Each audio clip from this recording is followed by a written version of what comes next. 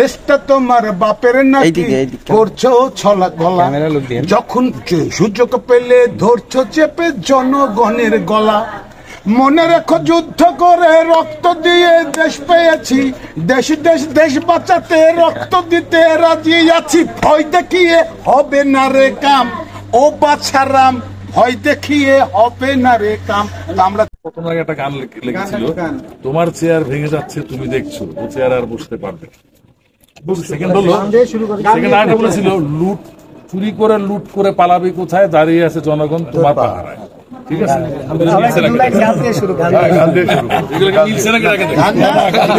আমরা দেশবাসীরা যারা এই সরকারের জন্য লড়তে গেছি, আমরা আজকে 15 বছর যেভাবে লড়াই করেছি এবং আপনাদের যে সহযোগিতা ছিল, আপনারা অনেক পারফেক্টলি ছিলেন। কিছু কিছু ক্যামেরা ছিল তো আপনারা জানেন, ওদের কথা নাই বললাম।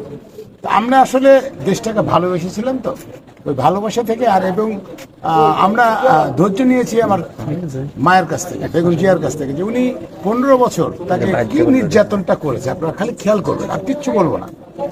সাসপেন্স তাকে 2 কোটি টাকার জন্য নিয়েও গেল, ওই মামলাতে উনি খালাসও পেল, এই যে খুনি আছে, অথচ ওনার কেস চল।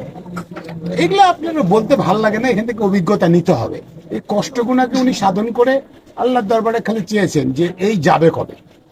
খুব গালি দিতে ইচ্ছা করছে, যেহেতু ইয়েতে গালি দিতে পারছি না, কিন্তু এই খুনি যাবে কবে।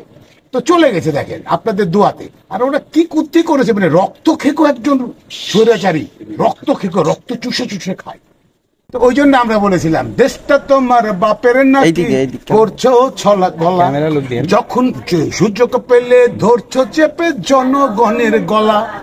মনে রেখো যুদ্ধ করে রক্ত দিয়ে দেশ পেয়েছি, দেশ দেশ দেশ বাঁচাতে রক্ত দিতে রাজি আছি। ভয় দেখিয়ে হবে না রে কাম, ও বাছারাম ভয় দেখিয়ে হবে না রে কাম। আমরা ছিলাম, আমাদেরকে আমাদের তারুণ্যের অহংকার যেভাবে সাহস দিয়েছে তারেক রহমান আগামী রাষ্ট্রায়ত্ত, আমরা জিয়ার পরিবার, আমরা দেশের জন্য খাটবো, দেশের জন্য জীবন দেব। সামনেও যদি কোনো ঘটনা ঘটে এই টাইপের গান কিন্তু পাবেন, সবাই দোয়া করবে।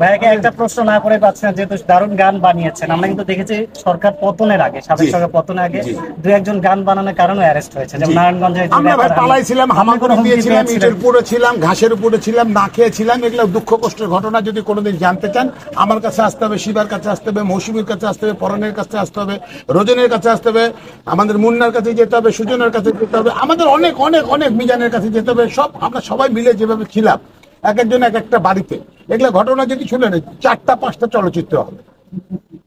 মনে করেন মৌসুমীকে যেসব বাসায় রাখছি, এই বাসাতে শুনছি পুলিশ ঢুকবে, ওইখান থেকে পালাই গেছি ওই মেয়েকে নিয়ে। মনে করেন কি করবেন, সাইকেল চালিয়েও গেছি, এরকম অবস্থা। তো এইগুলা ঘটনা একদিন বলবো, এগুলো নিয়ে চলচ্চিত্র তৈরি হবে ইনশাল্লাহ আগামীতে। আপনাদের দোয়া ছিল, সবাই দোয়া।